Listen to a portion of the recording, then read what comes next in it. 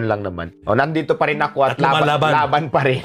Mas lalo ko pang gagalingan. Oh. Habang nagaganyan nyo ako, lalo ko pang gagalingan para nagkakaroon ako ng aral. Mas lalo ko pang gagalingan.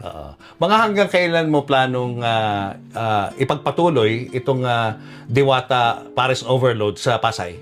Yung Diwata Paris, kasi di ba sinabi ko nga yung pisto ko sa Pasay, wala naman kami doon list of contract, so anytime pwede tayong paalisin. Pero sa sarili ko, kahit nga wala na ako ibang business, kahit nga ako na lang, kahit na lang, maliit lang na pisto, hindi ko na pwedeng walain yung Diwata Paris kasi yun na talaga, dyan ako nakilala.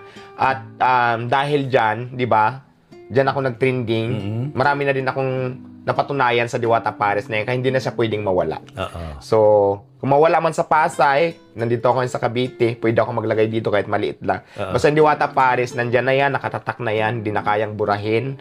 So, pagpapatuloy ko pa yan habang nabubuhay ako. Ano gusto mo sabihin sa mga